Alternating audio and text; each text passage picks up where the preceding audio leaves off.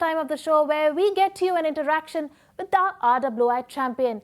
And this time we have someone who has set the world record straight with the highest numbers of joint surgeries. He's also saved some 70 to 80,000 lives during COVID. He's not just a surgeon, but also a successful entrepreneur. At the helm of Shalby Hospital, we are speaking to Dr. Vikram Shah today. Dr. Vikram Shah is the founder, chairman and managing director of Shalby Hospitals, a chain of 16 hospitals present across 7 states and 12 cities. With more than 30 years of experience and 1.5 lakh successful joint replacement surgeries to his credit. Dr. Shah is recognized as a world-renowned joint replacement surgeon and a visionary healthcare entrepreneur. Under his able leadership, Shalby Hospitals has been performing around 15,000 joint replacement surgeries a year, which is amongst the highest in the world. In year 2008, he created a world record by performing 3,000 joint replacement surgeries.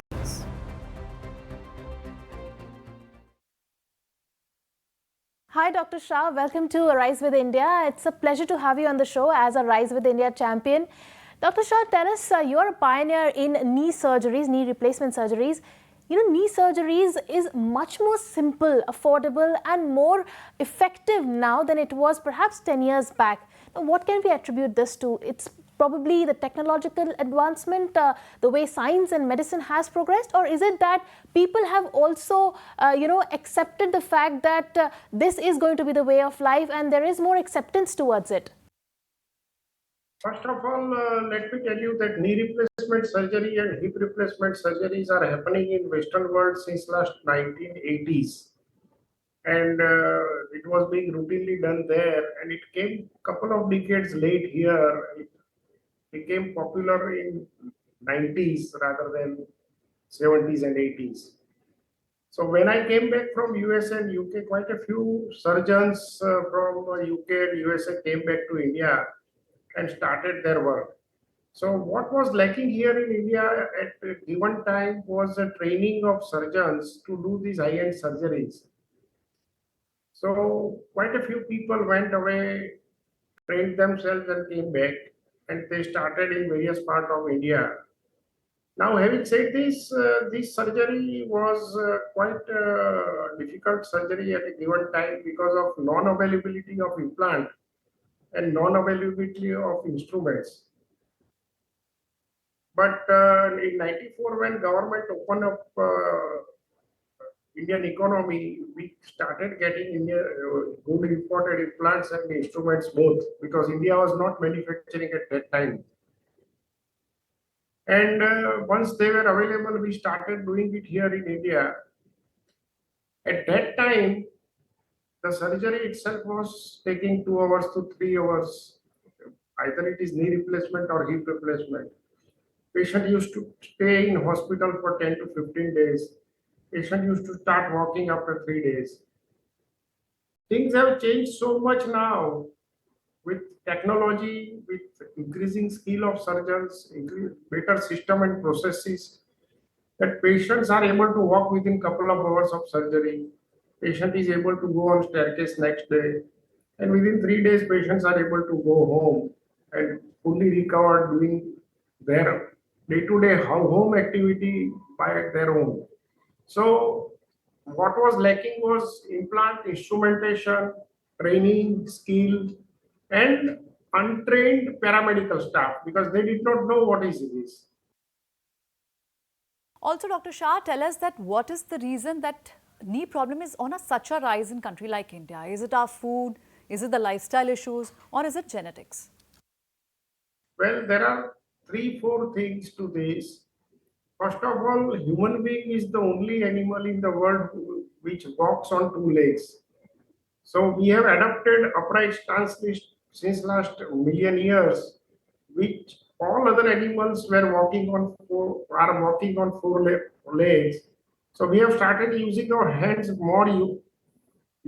more useful way, and we are more proper in a lifestyle because we are using hand properly. Other animals are not able to use their hands; they have to use their mouth. Now, with this adaptation of posture, Your spine is vertical now, which was up in other animals. So when your spine is vertical, it is taking load now. All your other joints are taking load, which was divided between four legs are now on two legs.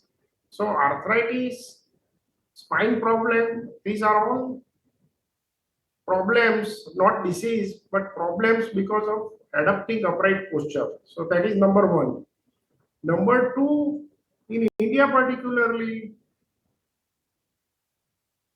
we Indians have a poor quality of food, even if we are rich, because we eat a lot of carbohydrates. Our food doesn't contain proper amount of proteins, proper amount of salads, vegetables, fruits. So we largely carb eaters, and that is another problem. Third thing is our expectancy of life at the time of independence was nearly 45 to 47 years. So before you start having problems of old age, you die.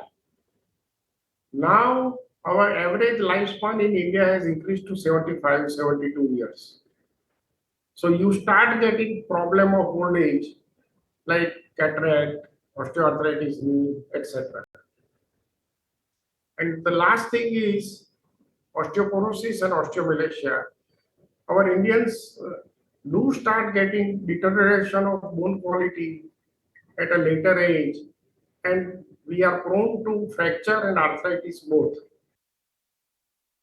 Also, Dr. Shah, tell us, what is the reason behind the majority of knee replacement patients opting for robot-assisted surgeries, and what is going to be the future of this industry? When you are doing surgeries in a closed environment like a brain surgery or a prostate surgery, the robot is useful. Now, I want to go back a little bit more. Surgeon skill is of paramount importance. Then comes instruments, implants, or robot. If you give an inexperienced surgeon a best robot in the world, he will mess up. So, first of all, we need to understand that surgeon skill is the most important thing. I was asked this question once, and then what I answered, I will answer here.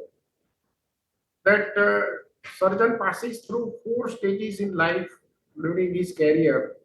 The first stage when he operates with a cortical brain, where he is thinking constantly and operating. So he's perspiring, he's getting tired, he's taking long time, he's taking advice of his assistant. Quite a few surgeons go to next step when they start doing surgery regularly, where unconscious mind operates, where he doesn't have to think much and operate. Then the music is on in the OT, he's not shouting at the staff. The third stage comes to 10% of the surgeons when the surgery comes at a spinal level, where he never thinks about surgery or a surgeon.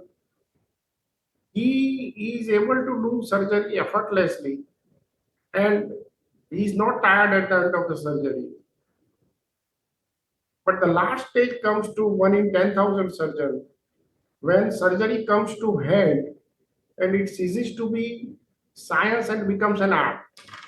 So it is like Michelangelo drawing something where he doesn't think and draw. So same way, some people reach to that level. So that is the level of skill. Now, when we talk about robot, But Dr. Shah, is artificial intelligence going to expand in medical industry also? How much of do you think artificial intelligence will be utilized in orthopedic procedures going ahead? What is the future looking like? yeah, I would put it in two parts. AI in diagnostic and AI in robotic surgery. AI in diagnostic is going to be wonderful all time because it will be having data and you will get results soon. And diagnostics, it will work fantastic very soon in couple of years. When it comes to robotics, it will work, but it will take time because we have to feed leading surgeon's mind and dexterity of his hand in that robot. That's not an easy task because whether you take treating fractures, treating joint replacement, or treating spines, everywhere, based of the surgeon's dexterity of the head and his thinking mind, we need to put it in AI, which would be definitely possible, but it is 5 to 10 years away from now. All right, Dr. Shah, thank you so much for giving us your time. It was a pleasure to have you on the show. And well, with that, it's a wrap on this edition of Rise with India. We'll see you next week with some more interesting stories and a Rise with India champion.